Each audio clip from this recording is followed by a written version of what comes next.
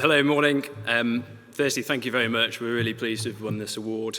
A few thank yous, first of all. So thanks to Penna for hosting this. It's a really great forum for us to come together, get away from our normal jobs, again, celebrate the success that everybody's had. It's not easy to roll out these types of projects, and everybody's doing their normal jobs, and they've got to do this on top, okay? So there's a lot of drive and motivation that goes into it. With this project itself, there's a few thank yous. So we had support from Johnson & Johnson, their Care Advantage team.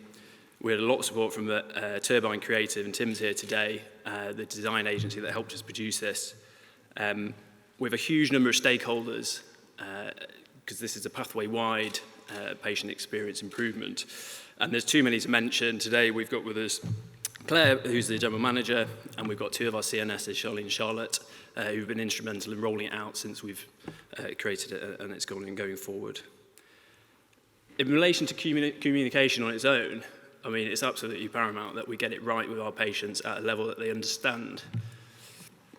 Many of us think we're very clever and we know the answer, okay, but if you can't put it into a patient's perspective, okay, it really influences their healthcare journey and how they experience. Even they can be given world-class care, okay, but if they don't feel like they're at the centre of it and it's explained to them properly and they know why things are going on, then actually your outcomes can be really poor. And we try to focus the patient-facing side of this project fundamentally upon that. So a cancer diagnosis is completely life-changing. Okay, everybody will have heard the phrase, I heard the big C and then I didn't hear anything else. Immediately, sometimes because it's mandated, other times because we feel we need to give the patient all the information, there's this wave of information that comes. This picture represents the 26 booklets that you received, okay, at Nottingham at diagnosis. Okay, and the quotes represent what happens. Okay, sometimes patients are completely overwhelmed. The big folder of booklets goes in the bin, or it's just too much for them to handle. Okay, and that's assuming that that is a patient that wants all the information, could digest it, and is going to sit and read through pages and pages of information leaflets. Combine this with the findings from the National Cancer Patient Experience Survey, and this is from the 2018 report. And there are fundamental questions that come back from this that we can't accept as clinicians and healthcare providers, such as I understood my diagnosis or I understood my treatment options. Okay, if we score below the national average, okay, we should probably strive for 100% in all these categories. Really, if we're going to be operating on patients, treating them, they've got to understand what's going on. Okay, and I don't think we should rest really until we consistently push these numbers up. We identified these 10 questions where we thought we could make practical improvements. And you'll notice that a lot of them revolve around communication. So the solution that we came up with right at the back end of this project, this was a project that ran for sort of 18 months to 2 years, and the output now that's in clinical practice in Nottingham is this patient booklet. It's very much like an antenatal red book. Okay, it takes a patient from diagnosis all the way through staging, treatment options, pre-op, rehabilitation, getting ready for surgery, coming in, what happens when you're on the ward, to discharge, and then ideally positive survivorship beyond. Throughout the book there are QR codes that outlink you to a series of animations that chronologically follow those steps as well. It's meant to be personal to the patient, okay? They have bits to fill out, we have bits to fill out, different staff groups have bits to fill out as they go. And it can be taken away, and when you get the fuzzy patient that comes home, doesn't really understand what their diagnosis is, relatives can sit with them and watch the videos and fully understand what the patient's going through. We've also got other types of imagery, so posters up in the hospital. We've got flyers. We've got a few of these flyers today. If anybody would like to take one with them, please do. And we've got hard copies of the books for you to have a look at the poster stalls. It's all meant to be very soft touch, easy to understand, basic English, jargon-free. Okay, it's really important because cancer staging is incredibly complicated. Okay, and it's very important that patients understand that, but they must understand it. Okay, so if we give them too much information and go into the minutiae, then you lose your patient straight away. Now, risk assessment is something that's really interesting. So the evidence base suggests that we can make significant improvements in certain lifestyle factors before you operate on somebody, which might reduce their risk at operation, but also enhance their recovery afterwards, and they get back to their baseline quicker. We introduced this risk assessment that the patient fills out when they come to clinic. Before they even receive their diagnosis, okay? And they're validated questionnaires, but we distill it down into a traffic light system to say to the patient up front, you're low, medium, or high risk. This is then translated into their own booklet, okay? It's plain for everybody to see that, yes, we're going to offer this treatment, but there are things that we can do together, okay? And this is buy-in from the patient and the clinicians together to say we can modify these risk factors. We made it as simple as we could with the traffic light system, and then the traffic lights then refer onwards, okay? So green is excellent, keep going, you're low risk. Medium, in general, is can we direct you to some self-help resources, exercise programs. And then red is, right, you're going to see a dietitian, or you're going to smoking cessation services or alcohol withdrawal services for more formal support.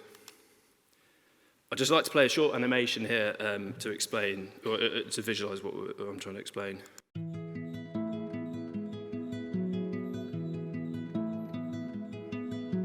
All of your test results are collected together and discussed in a multidisciplinary cancer meeting, also known as an MDT. This is a time where experts meet together and discuss each case individually.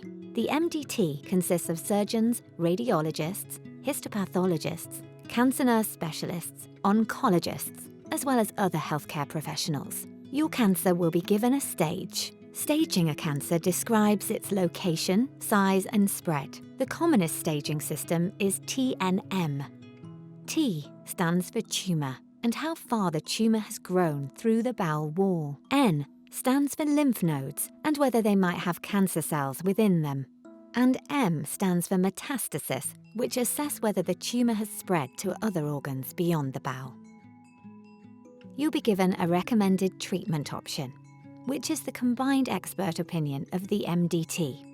And your treatment plan will be discussed with you and your family where appropriate, to ensure you agree and are happy to proceed. So our feedback so far has been really great. We've had excellent staff feedback from actually engaging with the booklets and the pathway changes that we've made. And most importantly, on the patient side, patients are enjoying having this book. And lots of the feedback is, I looked at it with my daughter, or I couldn't remember anything, and actually it was really helpful to have this picture. Anecdotally, I've been in clinic where people have drawn a picture of colon on a piece of scrap paper to show the patient where their cancer is. That's just not good enough, and we've translated that into the book. And please come and look at the stand. You'll see the quality of what it is and what it would be like if you took that home with your diagnosis or your relative. So we're very pleased in that respect. Objectively, we resurveyed the same questions again, and at the time of submission, we'd given the booklet out to 45 patients. 22 had completed all their treatment and been followed up. We're performing much better in those questions that we see as absolute mandatory, have to be 100% if we're going to provide our absolute best treatment for the patients, which it translates into a big improvement in percentage against our baseline. More importantly is when you dig down to the individual patient level, and this is a short video of one of our patients who consented for us to use this video, just explaining how he interacted with it and what it meant to him, and also the staff views as well. I did find it really useful that I could input into it, as well as the clinical staff could input into it, and together it would be good progress leading up to the operation. One of the points in the booklet that I found really useful was of doing the activity to say I needed to be as fit as possible for the operation, and that gave me the green light to go back running and boosting my fitness level up so I could be ready for the operation. one of the good things about the booklet and the videos is obviously when we see patients in clinic, they obviously have a lot of other family members who have questions, and they've actually found that being able to take that home and show the family members exactly, this is my diagnosis and this is kind of the treatment plan going forward, it helps their family members even understand. And often our patients are a little bit older, so I think the videos have really helped their younger, like their children or young grandkids can watch the videos and get a little bit more understanding about their diagnosis. So when the booklet came out, there's obviously a lot of us, there's nurses, doctors, consultants, and sometimes getting people to use new information can be quite challenging. However, with this, I think everyone just grabbed it because it was laid out so easy for the patient and the images. So normally doctors would draw their own images. They aren't artists, so having that imagery already there was really good, and they could pinpoint exactly and explain the diagnosis. I think they got a lot more engagement with their patients by using it. Thank you very much.